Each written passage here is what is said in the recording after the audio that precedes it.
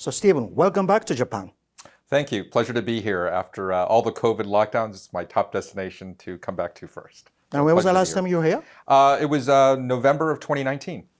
It's been a while. It's been a while. So looking forward to enjoying the great food and culture here.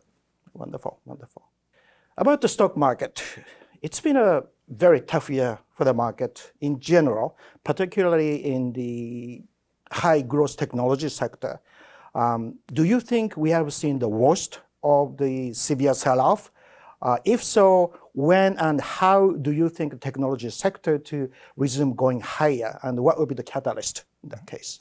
Yeah, clearly it's been a volatile year. The market has had to deal with a number of issues from the Russia-Ukraine conflict, the Omicron variants.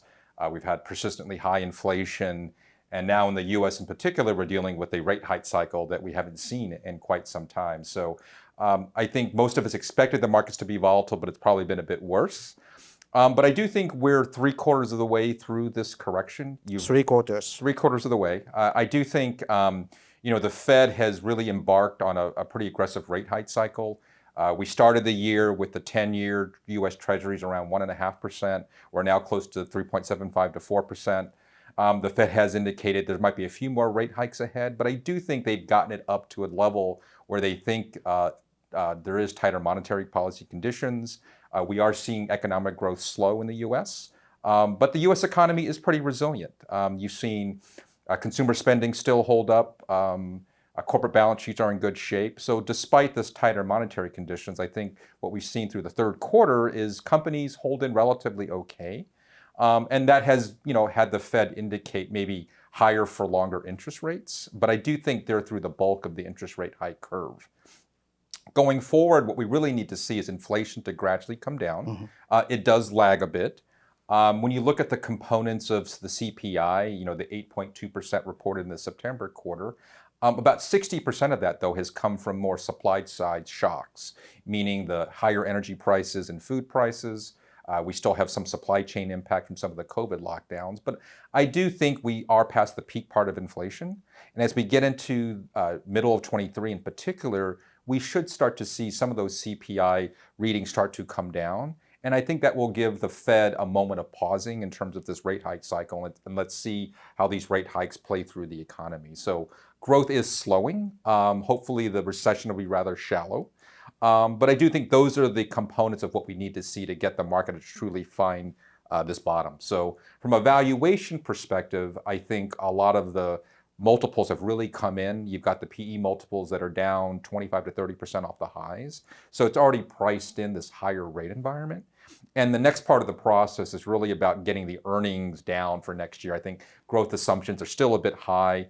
As we've gone through this third quarter earnings season, you've seen more conservative guidance from companies. You've seen more earnings revisions. Some stocks have been a bit more volatile on the reaction side, but I think this is part of the bottoming process where you get estimates to where a level where people have more confidence. And I think as we get into next year and the Fed begins to pause and we see these inflationary pressures ease, the market wants to be forward-looking in terms of what the recovery could look like. And I think that's the part where we start to see those catalysts to, as we climb this wall of worry with all these issues, the more clarity you get, the market gets more comfortable. And you've seen the market try to rally more recently, on hopes that the Fed will pause, on hopes that inflation has peaked, only to kind of take one step forward, two steps back. But I do think as we get into next year, the data will become more supportive of some of the early hopes that the market has been seeing. And hopefully, I think 23 will be a much better year than what we've seen in 22. And the last final one quarter that you are expecting, in that period, do you think we're going to see a lower low for the market? It's possible. It's a debate. I think as we've seen, some stocks kind of retrace the lows that they've seen back in June. It kind of think depends on the company and the sector specifically. I do think some of the early parts in technology, we've seen some of the semiconductor names worry about the slowdown a bit earlier. They've been kind of pricing in an inventory correction. You've seen number cuts happen a bit earlier in the cycle. And you've seen some of those stocks start to bottom. So it's hard to always call the exact bottom of the market, but if you can kind of time where we're getting close, I do think the outlook as we get into next year will be better. Do you think the high growth technology sector will start leading the market when the stock market overall start going higher? I think it depends on the industry group within that. I think one thing that we've seen over the last several years is some companies really benefit from the work from home kind of phenomena. And what they've struggled with more recently is, they saw this pull forward of demand.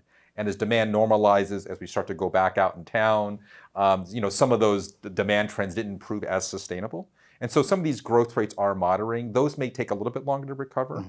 I think parts of the infrastructure area, particularly in the semiconductor space, I think those have already started to bottom and are starting to lead kind of the gradual recovery. When you look at what's gone on in the world, more and more our devices, more of our daily lives are becoming more digitized. The amount of semiconductor content that goes across devices, in automobiles, in healthcare, in industrials, it's just a broader use case. And so, we think some of those areas, can start to lead early. I think some of the more consumer-oriented names may take a little bit longer to recover. We've seen, obviously, the ad tech space be a little bit more impacted. Some of the experimental new ad formats have been a little bit more volatile with those names. Those may take a little bit longer. So I won't say more broadly, but I do think there will be pockets of technology that will start to work and are already starting to bottom. That as we kind of get more momentum into next year, I still think technology is still a core sector of innovation and high growth that will return. I personally love the theme of artificial intelligence simply because it's very interesting. It's something that is changing our life, probably impact our life more going forward. Can you please give us one good example, interesting example, in our daily life, how AI may change our life in the future that we don't have at the moment? Yeah, I would say we've seen this first wave of AI more on the consumer side, whether it's our digital assistants that are talking to us. You've seen how the personalization and a lot of the apps that we use every day in terms of how they target you, how they're learning the characteristics, what you like and dislike, where you like to travel. You can see how that curation of content has improved. I think the biggest thing that we're watching is obviously how this impacts our corporate lives, how we increase productivity, how we utilize the technology to take away some, save us time doing the mundane tasks and help us, really focus on the value added parts of it. There's still lots of in my email box is 20,000 emails every week. There's still lots of things that a nice smart digital assistant can help me with and filter and curate and schedule my meetings. So I still think there's a lot of wave of innovation, particularly on the productivity side, in terms of driving more automation that we'll really begin to see over the coming years as a lot of these technologies go from the labs and into production in our daily lives. And so I think they're all aspects of industry, all business processes can be impacted. People like to talk about this digital transformation wave over the last several years. The one interesting aspect when you look at digital transformation is you're taking an existing process, making it digital, putting more data around it, more insights around it. And as you do that, the level of AI automation that can then be applied on these digital processes, I think, becomes a step level function higher. And so I do think as we begin to progress in our daily lives, both at work and at home, you're going to see AI automation and smarter insights really start to really transform, what we see and do every day. Some of the first AI infused X-ray machines are starting to come out on the healthcare side, where it can take an instant X-ray. There's an AI algorithm instantly analyzing the X-ray. Is it a heart attack, a ruptured spleen, something that needs immediate action versus waiting a couple of hours for the radiologist to take a look at it, and be much more proactive in terms of finding the criticality of things that happen faster to hopefully save lives and improve things. And so I think we're just scratching the surface of how AI can be applied to a multiple of problems and solutions. So we should be more productive. We should be. What's funny is I think most economists will say that the productivity over the last 10 to 20 years has already been very high. And is it reaching a limit? But I do think there is this wave of, I always look at my day, and as someone who focuses on AI and innovation all the time, I'm like, why am I still doing this? This should be done for me. And so I always find things, I'm like, we're scratching the surface. As I travel here, I'm still amazed at the language translation. I don't have a Mission Impossible earbud in my ear constantly doing real live translation, so I can do this in Japanese really much better. I think the technology's there, but we just haven't applied it in the right applications yet. And I do think we'll see more of that over the coming years. Can you envision a situation where you have a robot helping you in your home 10 years out? Yeah, I think so. I don't think it'll be, what we see in the movies, fully portrayed, fully functional, but I think certain feature sets, you're already starting to see some of that. Whether it's a robot dog as a companion, as a friend, to helping prepare within the kitchen. It's happening already. It's happening already in small areas. Yes. But I do think it'll be put together where you'll start to see it in multiple areas. And it will get smarter in time. I think with every year, you're seeing good progress made. And, I was at a local retail store in the neighborhood playing with the robot dog and talking to it. And even within the last 3 or 4 years, the software has gotten better. I can see a future where it gets to that level where you can really get much more greater benefit out of it, both social and hopefully productivity-wise. Well, those are cute toys, dogs and cats. But can you think about a human-shaped robot living in your home and helping you? I think so. It may take 10 years. But I would love my robot housekeeper to help around the house. There are lots of chores that we still do. I have a small puppy at home, and there's a lot of mess I need to clean up still. And so you can see the basic task of what basic robotics can do. The basic cooking, cleaning, prepping kind of tasks that can be replicated every day. I think you can see big progress made there in the next 5 to 7 years.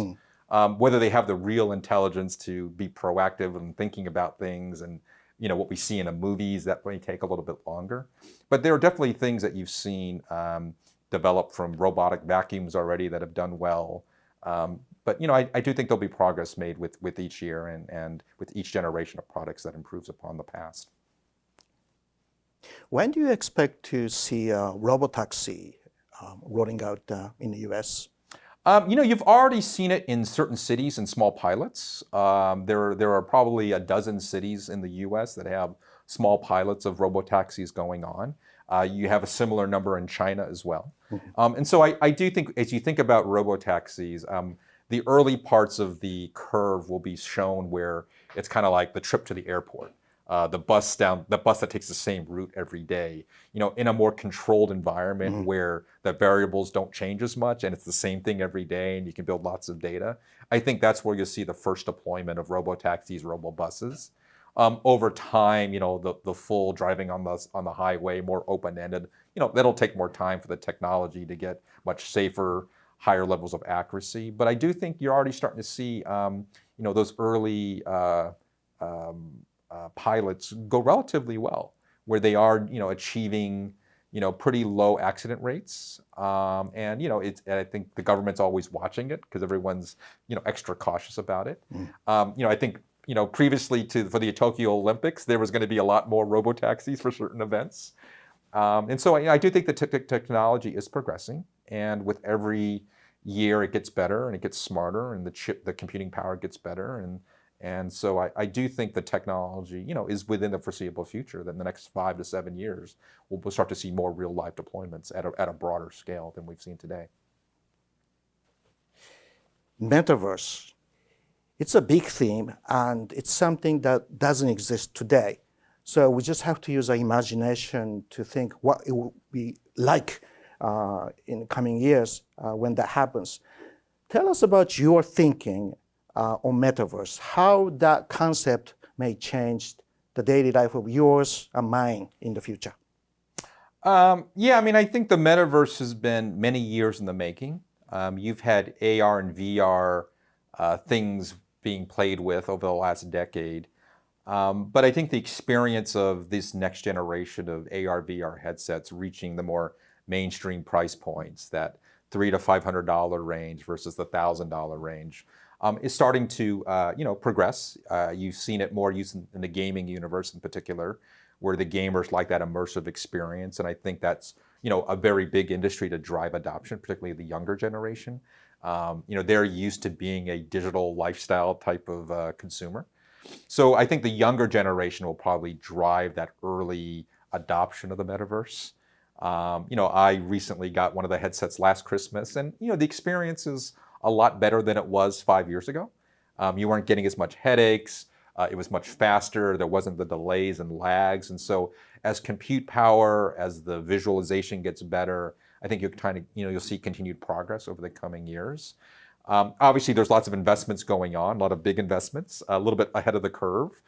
But I do think the technology is evolving to where you can get a much more rich, robust visual experience without having to leave your home.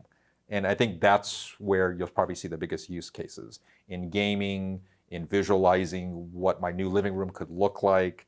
On the retail side, those type of experiences where you can visualize objects and places in unique ways. Perhaps we'll get to, for people that can't travel, the ways to fully experience Tokyo through a metaverse-like experience. And so there are different aspects of it, both from a retail perspective, a gaming perspective, perhaps a visualization perspective with different industries that can apply it over the coming years. And you're starting to see, I think, new use cases. I don't think we've gotten the full killer apps just yet. Gaming has always been a killer app for new technologies and new visualizations. Right. So that's probably one to watch first, how fast it really takes off from a gaming perspective. And you're starting to see more and more game companies do commerce within the metaverse, whether it's new types of clothes they're selling, how they pay for it in crypto, just new interesting things that I think the younger generation will drive the adoption for. Again, will metaverse change our life in the future? I think it will at some point. One of the things I've always believed in is just it takes time for all these technologies. Sure. We always hype them up like it's going to change the world tomorrow, and usually it takes kind of twice as long as it should. We saw that with the first generation of the internet, and I think we're kind of seeing that where that first version of the metaverse kind of there'll be a metaverse 2.0, in a few years, and it will kind of continue to make progress. But I do think there will be a visual world that we'll live in. It may be more from the entertainment or the evening. We'll still go to work and do our things, and there might be, from an entertainment perspective of what we do, how we interact with our kids in the future, how we interact with relatives in different cities. It kind of takes the video conference to the next level where you can actually visually sit, with a friend or a colleague or a family member, like a couch, have a conversation, have dinner. You can imagine new use cases from that perspective, driving a different type of experience. And so hopefully eventually we won't have to have headsets. You will have powerful enough projectors and things around, and the edge computing infrastructure will be there to drive a more, what we see in the movies from when you see these virtual reality worlds. And so I think it's still open-ended how it'll evolve, but there are lots of key building blocks and technologies being put in place you can kind of see the paint drying to what it could be. And we're just going to have to see how adoption is, how the technology continues to evolve, whether it gets to that mainstream adoption level. The market cap of Apple, Amazon, Microsoft, Alphabet accounts for about 20% of the S&P 500. And some see it as an issue, but do you think the fact is justifiable? I think from a valuation perspective, a lot of these companies developed or built very big businesses, very profitable businesses over the last decade. Whether it was smartphone in the case of Apple, Microsoft obviously in the productivity software side dominated. You've seen Amazon, what they've done in e-commerce. Google has revolutionized how digital advertising, internet advertising has done. So justifiably, they've created very big businesses, very profitable businesses, and I think have delivered on this market cap perspective. I do worry about, this move to index funds and everyone crowding in the same benchmarks that create a little bit overexposure to some of these companies. When you look at your average mutual fund across different products, if you were actually able to analyze how much Apple and Facebook and Google you might own across your different funds, it's probably a lot higher than you think. And so, we've always, obviously I worked from the investment management side. We believe in active management. The goal of our AI strategy is to really find the next emerging growth companies that are going to be these next big leaders. And I do think this next decade is a bit different from what we've seen in the past decade from a technology perspective. We've had very big companies become very big, really driven on the consumer-related opportunities. When we look at AI and the impact over the next decade, I think it's going to be much more fragmented. You're seeing the geographical fragmentation, the economic and geopolitical fragmentation of AI and technology. And I think the way corporates will adopt it is different. So we may not have the next smartphone that drives that. It'll be much more fragmented, more industry specific, more product specific than these big broad categories that we've seen in this last wave. So to us, it's going to be, I think, a more fragmented opportunity, more investment opportunity, but also more work to uncover these opportunities than just owning these mega cap names. And they become big enough to where the law of large numbers really are against them in terms of growing at these high growth rates and being able to build the next big franchises.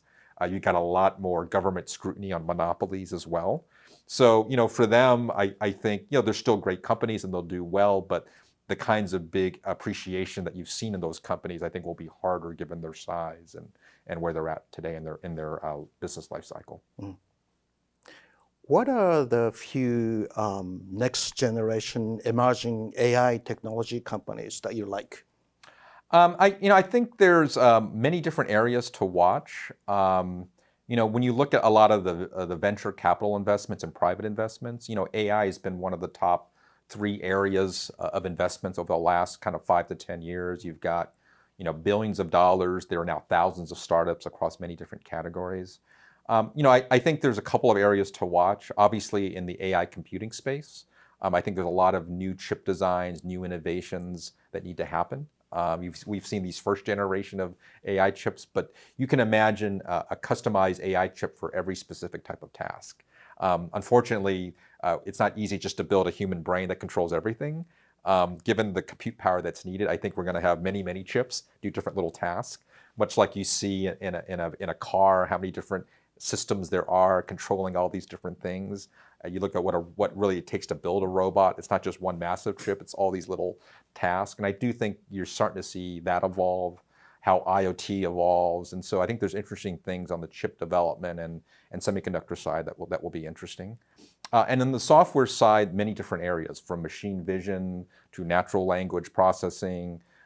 There's all kinds of different areas to where you need to think about, it's kind of like a human body. We all have different senses, and you will have different applications for each sense. I don't think it's one general purpose way to do that just yet. So, and then there's lots of, I think, automation capabilities that we're watching in different verticals, specific use cases in healthcare. How it's applied to different areas. And so you're seeing, I think, lots of interesting innovations across different industries, different segments, and all that will come together in time. But I do think it's still the wild, wild west, lots of companies, lots of innovation, which is great. And we'll have to see how it all kind of sorts out from an investment perspective. But we do think there's going to be lots of futuristic AI IPOs coming, new companies, both new and existing. So it's an exciting time to be in the industry.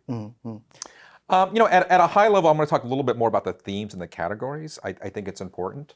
On the semiconductor side, there's obviously been more geopolitical tensions, both in terms of long-term economic viability, where you see more trade restrictions, IP restrictions. We do think the semiconductor industry in particular has gone through a lot of consolidation over the last several years. And you've also seen the industry change, where it was more consumer smartphone PC driven in the past. And now it's becoming more data center, more automotive, more industrial, more healthcare. So you're seeing the diversification of the semiconductor industry broaden. And as more things go digital, more of these devices need content. You look at a typical electric vehicle today, from advanced driver assistance levels 1, 2, 3, 4. The semiconductor content almost doubles every time you do that. The more and more capabilities you add, the more compute content you need. And so that kind of digital content growth, I think, is very appealing on a long-term basis.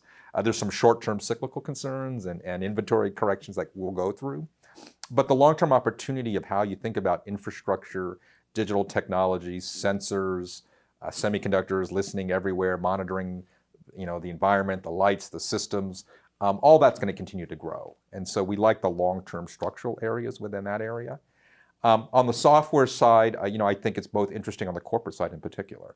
What are the companies that are going to emerge that drive real great productivity savings in different verticals, different industries, whether it's healthcare, finance, manufacturing. There's all kinds of interesting technologies and software companies that are trying to drive new innovations, new ways to save money, new productivity things. And so it's hard to be one area specific, but I do think a lot of our top 10 holdings have good exposure to a lot of these trends.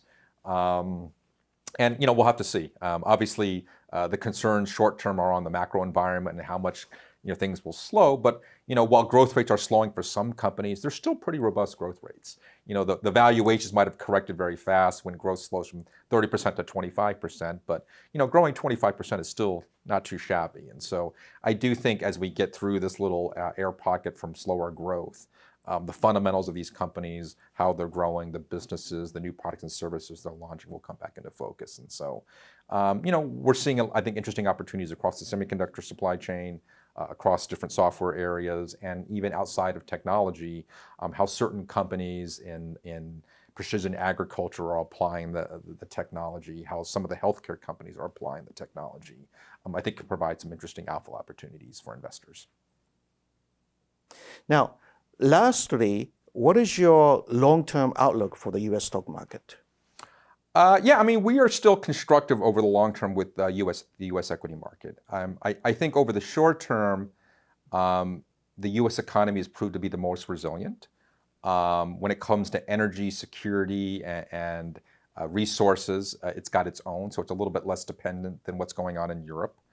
And you've got, I think, an economy that has been much more recovered very well off the COVID lows. We are going through this interest rate cycle, but I think it's actually needed where we've had these exceptionally low interest rate environments. And this is really a normalization of policy. And so I do think the U.S. market is farther along in terms of the rate hike cycle. We might be closer to a recession sooner, but I do think we will come out of it sooner. The strength of the economy, the diversification, relative to some of the other parts of the world where the strong dollar is starting to impact some emerging markets. We obviously have seen the government regulations in China provide some difficulties. I think the Japan economy is recovering nicely. And so I do think the more developed markets will probably be the better place coming out of this little period we're going through. And we're still very positive on the long-term prospects for the U.S. The innovation cycle is still very strong. We've got companies driving growth. We still have a pretty robust consumer. I do think the long-term aspects of what the Fed is doing is the right thing. There'll be some short-term pain, obviously. But what we've seen in terms of the last several years in dealing with this pandemic, low rates to kind of buffer the economies to get us through this. This is the natural normalization process of where we've been. And maybe there was too much liquidity in the market. The Fed was a little bit late. They're playing catch up very fast. But I do think it's the right thing, and I do think the economy can absorb these tighter monetary conditions and eventually come out of this stronger in the end and better for it. So do you have a message for Japanese individual investors? Yeah, I do. Obviously the market volatility this year has been a little bit painful, but I do think we're through the bulk of the correction. And the long-term fundamentals of what's going on in AI and in innovation and disruption is still very much intact. So, we continue to like the long secular growth opportunities within this area. And if you can hold tight during these periods, I do think you'll be rewarded as the economies recover, as we go through this little period of a correction. When you look at past drawdowns of this magnitude, you tend to see positive returns in the 1 and 2 year out returns. A lot of the bad news gets priced in. We price in a recession, and the market very quickly looks at the recovery side of this. And so I do think over the coming quarters, we are in this bottoming process and things will get better. The secular fundamentals of our companies, where AI innovation is going, the types of breakthroughs that the technology is making, I think is continuing to progress. So we are still very positive on the long-term fundamentals of what's going on in the industry and potentially the long-term returns of the fund. And so we want to thank our investors for holding on through these volatile times, and we still think the future is bright, and really seeing that the change and the AI impact on our daily lives, will continue to happen. Stephen, thank you. Thank you very much for your Great. time. Thank you for your time, and it was a pleasure to be here, and looking forward to a better 2023. Thank you.